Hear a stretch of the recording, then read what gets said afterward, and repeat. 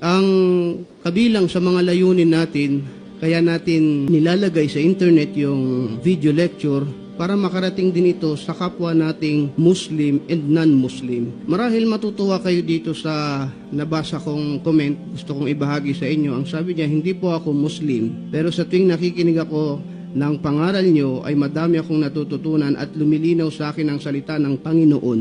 Non-Muslim non-Muslim. At ang pagkakaiba ng kaugalian ng Muslim at kaugalian ng relihong kinabibilangan ko. Masya Allah, gabayan nawa siya ni Allah. Amin. Naalala ko kasi nung kami ay nag-aaral pa kami ay balik Islam yung pamilya namin, at sa tuwing nakikinig kami ng turo ng Islam nung hindi pa kami Muslim, parang ang feeling ng tao gusto niya lagi magpa-convince. Pag nakikinig ka ng ibang reliyon, parang yun ang challenge. Sige nga, convince mo nga ako. Pero kada maririnig mo yung Islam, marirealize mo na hindi mo kailangan ma-convince. Ang mararamdaman mo ay mauobliga kang sumunod dito dahil sa katotohanang naririnig mo o nakikita mo. Na-capture nyo yun? Pag palagi ka nakikinig ng Islam, mararamdaman mo na lang na kailangan mong sumunod roon, whether you like it or not. At ganun ang Islam, mapapasuko ka na lang. Bakit?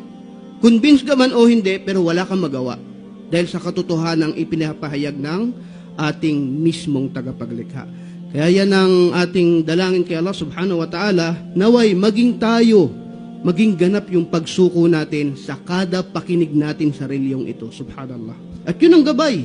At yun ang gabay mula kay Allah subhanahu wa ta'ala. So, si Allah subhanahu wa ta'ala ay nagwika sa marangal na Quran, kanyang sinabi, وَالَّذِينَ هُمْ لِأَمَانَاتِهِمْ وَعَهْدِهِمْ رَاعُونَ. Ito ay katangian ng mga tagumpay na mananampalataya at sila na sa kanilang mga amana ay trust, yung pinagkatiwala sa iyo, ay tumutupad at iniingatan nila yung kanilang salita o taong merong paninindigan. Katangian niya ng taong mananampalataya na tagumpay na pinuri ng Allah subhanahu wa ta'ala. Sa hadis naman ng Rasulullah sallallahu alaihi wasallam, na marahil alam ng marami, sinabi niya sallallahu alaihi wasallam, innal halala bayyin wa innal harama bayyin wa bainahuma umur mustabihat la ya'lamuhunna kathirun minan nas faman ittaqa syubuhat faqad istabra'a lidinihi wa irdihi. Mahaba yung hadis. Sabi ng Rasulullah sallallahu alaihi wasallam, ang halal daw ika ay bayyin, malinaw, at ang haram ay bayyin. Bayyin poste, malinaw. Sa sobrang linaw niyang poste, nakabalandra sa'yo. Dahil yung halal ay sobrang linaw at yung haram ay sobrang linaw. Parang post, bayyin. Wa bainahuma umur mustabihat. Sa pagitan ng halal at sa pagitan ng haram ay mayroong gray area. Pag sinabing gray, alanganing puti, alanganing itim. Gray, alinlangan. Umur mustabihat, la ya'lamuhunna kathirun minan nas. Maraming tao doon na tatrap o doon na huhulog. Pero ang sikreto, pamanittakas syubuhat, pag matakot ka doon sa pag-aalinlangan, yung gray area, anong gantimpala? Fakad istabra'a lidinihi wa irdihi. Iningatan mo o nanalo ang iyong karangalan at iyong reliyon. Yung mga tao na mahilig sa gray area, kain, sungga, punta. Pag kami pag-aalinlangan, ano dapat? Oo, step backward. Teka, bakit? May iniingatan ka eh. Ano iniingatan mo?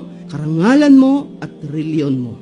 At yan ang, insyaallah, dalawa ang kwento natin ngayong gabi. Bonus.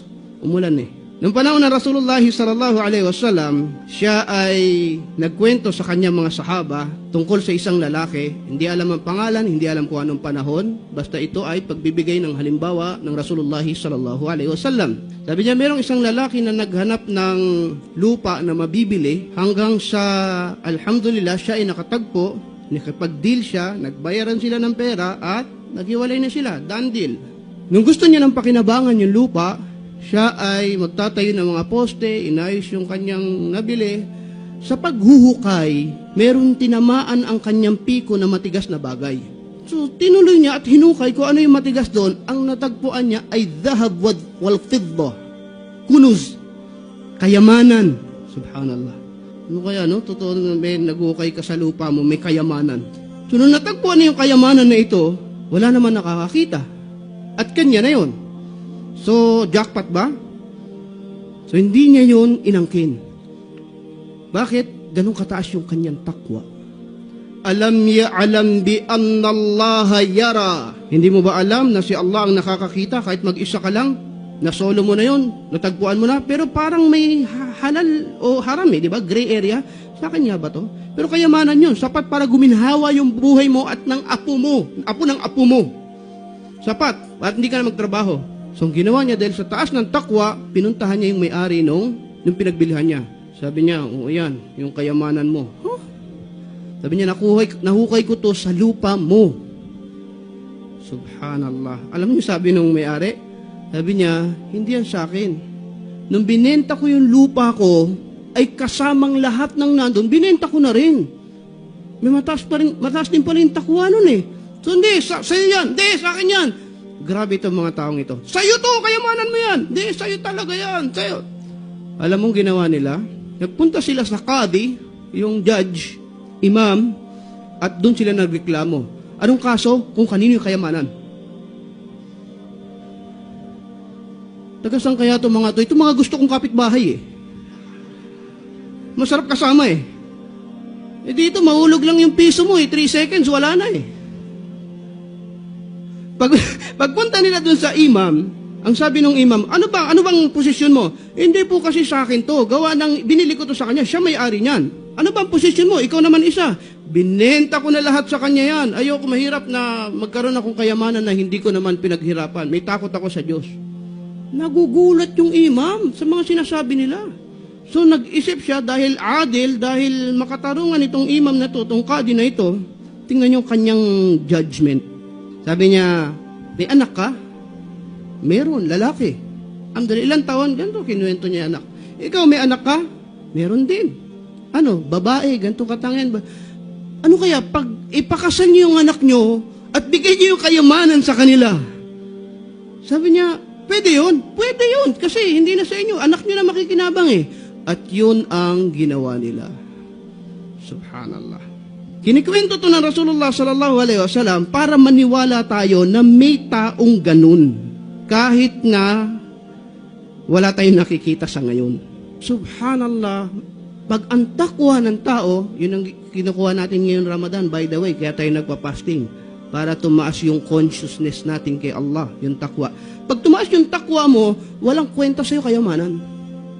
So, anong gusto mo? Tumaas ang takwa, tumaas ang bank account o pera mo, idaig ng taong mas mataas ang takwa o may kakontentuhan sa buhay ang nakatagpo ng kayamanan. May isa pa.